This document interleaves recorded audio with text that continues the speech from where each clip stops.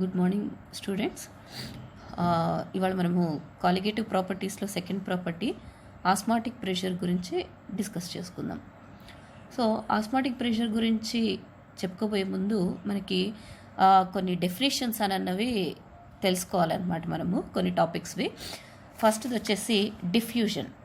Generally ఈ term మనకి గ్యాసెస్కి related term అనమాట. ఇది డిఫ్యూజన్ అంటే gases can diffuse from one point to another point. చాలా ఫ్రీగా గ్యాసెస్ అన్నను మూవ్ అవుతాయి మనకి. అలానే ఇక్కడ మనము డైల్యూట్ సొల్యూషన్స్ గురించే మాట్లాడుకుంటున్నాము. సో డైల్యూట్ సొల్యూషన్స్లో సొల్యూట్ పార్టికల్స్ అలానే సాల్వెంట్ పార్టికల్స్ కూడా like gases they are ready free to move from one part to another part అనమాట. సో డిఫ్యూజన్ అంటే solute or solvent particles can diffuse from one region to another region. అయితే solute particles ఎలా diffuse అవుతాయి, solvent particles ఎలా diffuse అవుతాయి అని అంటే, solute particles always diffuses from more concentrated region to less concentrated region. Example మీరు ఒకసారి మీ మైండ్లో కళ్ళు మూసుకొని ఒకసారి ఊహించుకోండి. ఒక బౌల్ ఆఫ్ వాటర్ తీసుకున్నాము. అందులో ఒక 2-3 పెల్లెట్స్ ఆఫ్ కాపర్ సల్ఫేట్ క్రిస్టల్స్ని మీరు వేయండి. వేస్తే ఏమవుతుంది, ముందు ఆ క్రిస్టల్కి సరౌండింగ్ అంతా థిక్ బ్లూ అవుతుంది. తర్వాత ఆ థిక్ బ్లూ కాస్త ఈ వాటర్లో డిజాల్వ్ అయ్యి పేల్ బ్లూ కింద టర్న్ అవుతుంది.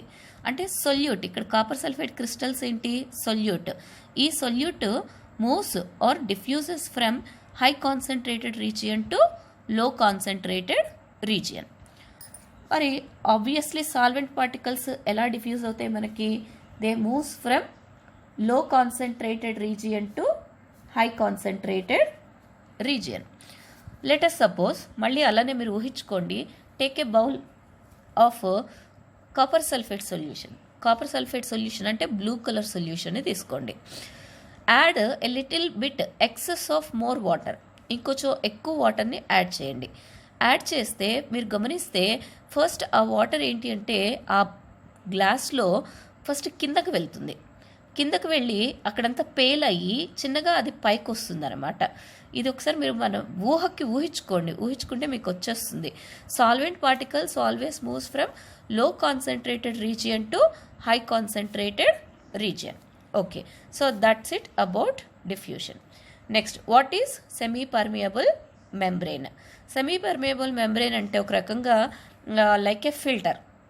ఎలా అయితే మనం టీ ఫిల్టర్ ఇవన్నీ యూస్ చేస్తామో అలాంటి ఫిల్టర్ అనుకోండి మీరు, బట్ నాట్ ఫిల్టర్, మీకు అర్థం కావడం కోసం చెప్తున్నాను అనమాట. సెమీ పర్మియబుల్ మెంబ్రెయిన్ ఏంటి అంటే, it allows only solvent particles but not solute particles. ఇది మనం ఖచ్చితంగా గుర్తుపెట్టుకోవాల్సినటువంటి విషయం అనమాట. Which allows only solvent particles through it but not solute particles. Next one is osmosis. So osmosis is a process in which pure solvent molecules pass through a semi-permeable membrane from a solution of low concentrated to a high concentrated region. ఇప్పుడు నేను కింద మీకు చెప్పాను కదా, solvent particles always moves from low concentrated region to high concentrated region. అది through semi permeable membrane కనుక జరిగితే ఆ ప్రాసెస్ని మనం ఏమంటాము, ఆస్మాసిస్ అని చెప్పేసి చెప్తాం. మీకు అర్థం కావడం కోసం నేను ఇప్పుడు మీకు ఒక ఎగ్జాంపుల్ ఒకటి చెప్తాను. యాక్చువల్లీ మనము లాస్ట్ ఫిబ్రవరిలో ఐ థింక్ మార్చ్లోనూ ఇప్పుడు మనము సైన్స్ ఫేర్ ఒకటి చేసుకున్నాం. మనము ఆ సైన్స్ ఫేర్ చేసినప్పుడు మనకి first year life science students మనకి ఎక్స్పెరిమెంట్ని చేసి చూపించారు. వాళ్ళు take water in 2 beakers, one water in 1 beaker and salt solution in another beaker. This is normal water and this is salt solution. Take 2 eggs, 2 eggs తీసుకోండి మీరు. Take 2 eggs ని తీసుకోండి. ఒకటి outer shell అంటే ఆ వైట్ మొత్తం తీసేసేయండి. అప్పుడు వాటిని తీసుకొచ్చి ఈ రెండిట్లలో పెట్టండి. నెక్స్ట్ డే మార్నింగ్కి మీరు అబ్జర్వ్ చేస్తే ఏమవుతుంది అంటే the egg which is taken in the water bowl will get size increases. అంటే దీని సైజ్ ఏమవుతుంది, బల్జ్ అవుతుంది. అదే సాల్ట్ సొల్యూషన్లో పెట్టినటువంటి ఎగ్ యొక్క సైజ్ ఏమవుతుంది అని అంటే ఇట్ విల్ స్ట్రింక్, తగ్గిపోతుంది అనమాట. ఇది ఎందుకు అని అంటే due to the process of osmosis.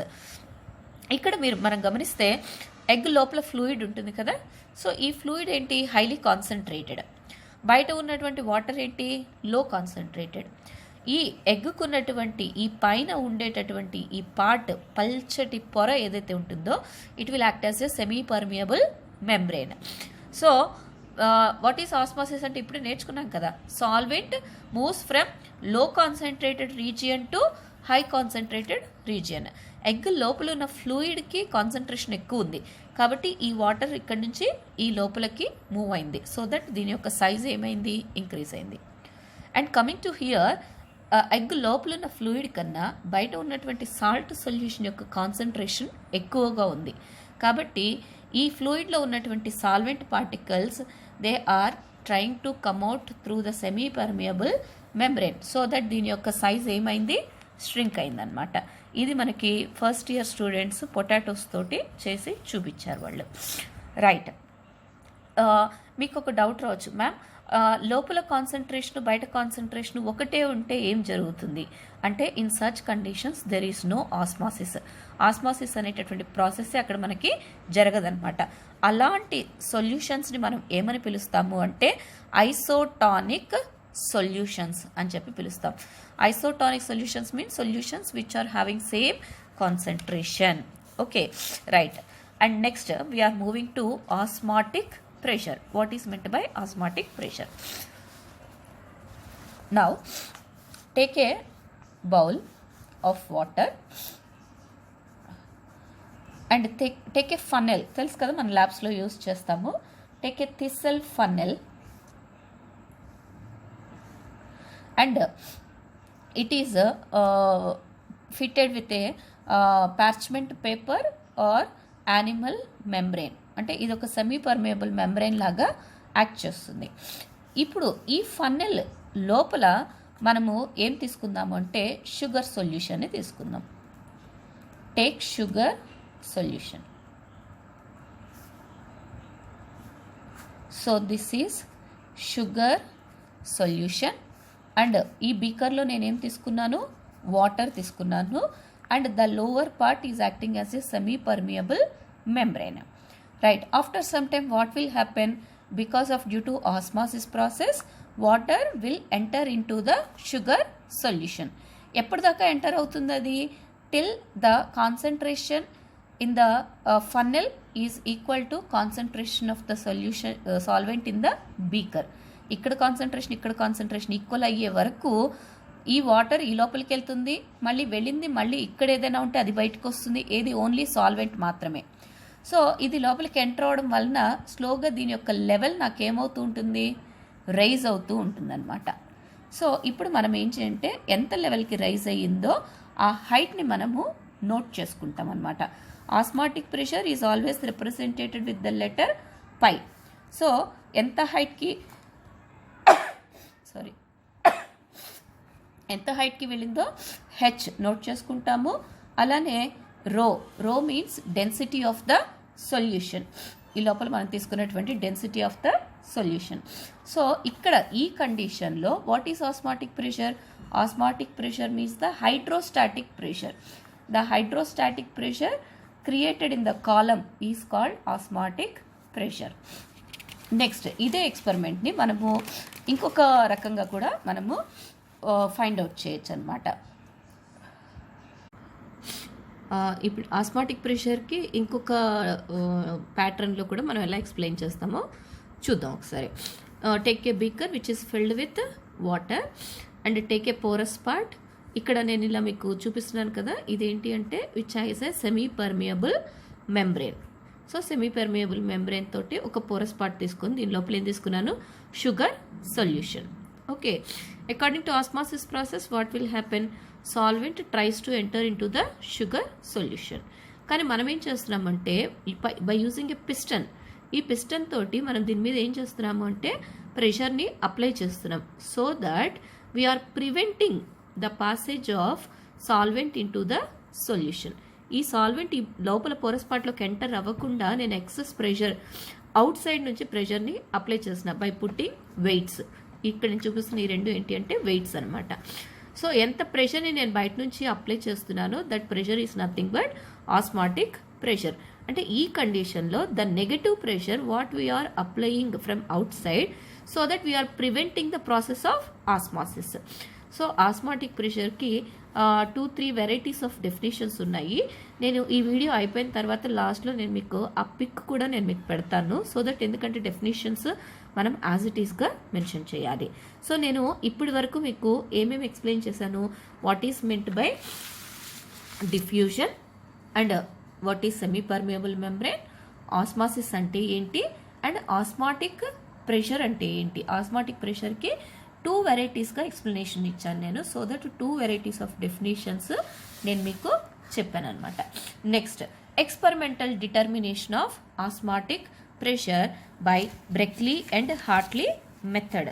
Students, మీరు సెకండ్ సెమిస్టర్లో ఏ క్వశ్చన్ అయినా సరే మీరు లైట్గా తీసుకోండి, కానీ ఎట్టి పరిస్థితుల్లో ఈ క్వశ్చన్ని మాత్రం మీరు స్కిప్ చేయొద్దు. నాకున్న నాలెడ్జ్లో 100కి 200% ఈ క్వశ్చన్ ఎగ్జామ్కి మనకి వస్తుంది. Very very simple experiment which was given by the scientist Berkeley and later it is developed by the Hartley in 1909. Okay, same take a porous part which is filled with solvent తోటి fill చేశాను. ఇక్కడ నేను ఇలా గీతలు గీసి చూపిస్తున్నది ఏంటి, semi permeable membrane. ఈ సెమీ పర్మియబుల్ మెంబ్రెయిన్ దేంతో తయారు చేస్తారు అంటే copper ferrocyanide which is a artificial semi permeable membrane. మనకి ఆర్టిఫిషియల్గా ల్యాబ్స్లో యూజ్ చేసేటటువంటి సెమీ పర్మియబుల్ మెంబ్రెయిన్ పేరు అనమాట ఇది, కాపర్ ఫెర్రో సైనైడ్. సో ఇది మనము పోరస్ పార్ట్ చుట్టూతా ఫిక్స్ చేసేసాం సెమీ పర్మియబుల్ మెంబ్రెయిన్ని. And this porous part has 2 ends. One side it is connected to a capillary tube T and another side it is connected to a dropping funnel. మన ఇష్టం, dropping funnel. ఈ dropping ఫన్నెల్లో నుంచి నేను ఏం enter చేస్తున్నాను, సాల్వెంట్ని enter చేస్తున్నాను. Now this porous part is placed in a gun metal jacket. ఇలాంటి ఒక గన్ మెటల్ జాకెట్లో దాన్ని నేను ఫిక్స్ చేశాను. ఈ గన్ మెటల్ జాకెట్లోకి నేను ఏం తీసుకుంటున్నాను, సొల్యూషన్ని తీసుకున్నాను అనమాట.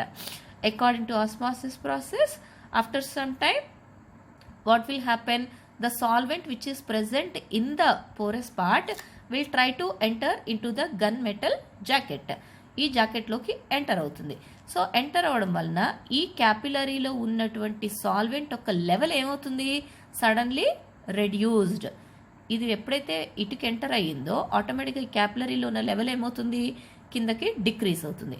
వెంటనే మనం ఏం చేయాలి, బయట నుంచి ఎక్స్టర్నల్ ప్రెషర్ని అప్లై చేస్తాం, సో దట్ మళ్ళీ ఇక్కడ ఎంటర్ అయినటువంటి సాల్వెంట్ ఏదైతే ఉందో మళ్ళీ అదంతా ఏమవ్వాలి, పోరస్ పార్ట్లోకి వచ్చేస్తుంది. సో దట్ మళ్ళీ ఈ లెవెల్ ఏమవుతుంది, నాకు క్యాపిలరీ ట్యూబ్లో లెవెల్ ఒరిజినల్గా నేను ఎంత తీసుకున్నానో అంతకి వచ్చేస్తుంది అనమాట. అలా వచ్చే వరకు నేను బయట నుంచి ఎక్సెస్ ప్రెషర్ని అప్లై చేస్తాను. So due to this excess pressure it is easy for us to find out the osmotic pressure. Okay, right. And next వచ్చేసి మనకి ప్రతి దాంట్లో కూడా ఈ కాన్సెప్ట్లో మనం ఏంటి అంటే ప్రతి కాలిగేటివ్ ప్రాపర్టీ నుంచి కూడాను మనము మాలిక్యులర్ వెయిట్కిను కాలిగేటివ్ ప్రాపర్టీకి రిలేషన్ని మనము ఫైండ్ అవుట్ చేయాలన్నమాట. ఆస్మాటిక్ ప్రెషర్ ఎలాగంటే ఎలా అయితే మనకి బాయిల్స్లా చార్లెస్లా ఇవన్నీ ప్రెషర్ గురించి మనం నేర్చుకుంటాం కదా గ్యాసెస్ కోసము, అలానే డైల్యూట్ సొల్యూషన్స్ కూడాను మనము ప్రెషర్ని క్యాలిక్యులేట్ చేయడానికి బాయిల్స్లా చార్లెస్లాని ఇక్కడ కూడా మనము యూస్ చేసుకుంటాం అనమాట. గ్యాసెస్లో అయితే according to బాయిల్స్లా pressure is inversely proportional to volume. అలానే ఇక్కడ కూడాను మనకి బాయిల్స్ లా ప్రకారం, యాక్చువల్లీ దీన్ని ఎవరు చెప్పారు అంటే వ్యాంట్ హాఫ్ అనేటటువంటి సైంటిస్ట్ మనకి చెప్పారనమాట. So according to van't Hoff, Boyle's law, గ్యాసెస్లో ఉన్నటువంటి బాయిల్స్ లాని మనం ఈ డైల్యూట్ సొల్యూషన్స్కి అప్లికబుల్ చేస్తామన్నమాట. చేస్తే pressure is inversely proportional to volume కదా, రైట్? అంటే ఏంటి ఇక్కడ వాల్యూమ్ అంటే సొల్యూషన్స్ కదా, అంటే which is directly proportional to concentration. మీరు గమనించండి, హైలీ కాన్సన్ట్రేటెడ్ సొల్యూషన్స్కి వాల్యూమ్ తక్కువ ఉంటుంది. లెస్ కాన్సన్ట్రేటెడ్ సొల్యూషన్ అంటే ఏంటి, volume is big. Okay, so here osmotic pressure is inversely proportional to volume. Okay, అలానే చార్లెస్ లా కూడా ఉంది కదా. So according to Charles law, osmotic pressure is proportional to absolute temperature కదా. So ఈ from these 2 points మనం ఏం చేద్దాము, రెండింటిని కూడాను చూస్తే pi is proportional to T in one condition, pi is inversely proportional to V. That implies pi V is proportional to tea. అంటే మనం ప్రపోర్షనాలిటీని తీసేసామనుకో, pi V is equal to ST. ఎలా ఉంది ఇది మనకి చూడ్డానికి, PV is equal to RT. Last year first సెమిస్టర్లో మీరు నేర్చుకున్నారు గ్యాసియస్ ఈక్వేషన్. అది మనకి ఇది ఓన్లీ ఫర్ 1 మోల్ ఉంటే, మరి ఎన్ మోల్స్ తీసుకుంటే for n moles pi V is equal to nST, right? అవునా?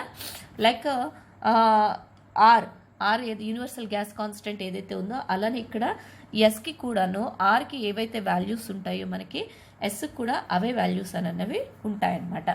What is meant by N? N means number of moles కదా. సో నెంబర్ ఆఫ్ మోల్స్ అంటే ఏంటి, లాస్ట్ క్లాస్లో నేను మీకు చెప్పాను. నెంబర్ ఆఫ్ మోల్స్ అంటే weight by molecular weight. So ఇదే ఎక్స్ప్రెషన్ని నేను ఎలా రాయొచ్చు, pi V is equal to small W by small MST. అవునా? Pi V is equal to small W by small MST. So ఇక్కడ మీరు చూడండి, కాలిగేటివ్ ప్రాపర్టీ అయినటువంటి ఆస్మాటిక్ ప్రెషర్కి అలానే మాలిక్యులర్ వెయిట్ ఆఫ్ సొల్యూట్కి మధ్యన రిలేషన్ని మనము ఫైండ్ అవుట్ చేసామన్నమాట. సో మనకి ప్రాబ్లమ్స్ అన్నవి ఇక్కడ నేను మీకు చూపించినటువంటి బాక్స్, ఈ దీని మీదైనా ప్రాబ్లం రావచ్చు, లేదంటే దీని మీదైనా మనకి ప్రాబ్లం అన్నది అడగడానికి హోప్ అయితే ఉంటుంది. అలానే ఇక్కడ చూడండి, pi is equal to pi is proportional to C. ఇక్కడ ఏంటి, pi is proportional to T కదా. కాబట్టి ఇంకొక ఈక్వేషన్ మనకి ఏంటి అనంటే, pi is proportional to T, pi is proportional to C. అంటే ఏంటి, pi is proportional to CT కదా. అంటే pi is equal to CST. So ఇక్కడ నేను చూపించినటువంటి ఈ 3 బాక్సెస్లో ఏదో ఒక దాని మీద మనకి ప్రాబ్లం అన్నది వస్తుంది. రేపు క్లాస్లో నేను మీకు ఒక ప్రాబ్లం ఆస్మాటిక్ ప్రెషర్ మీద చూపించి నెక్స్ట్ నేను అనదర్ కాలిగేటివ్ ప్రాపర్టీకి ఎంటర్ అవుతాను.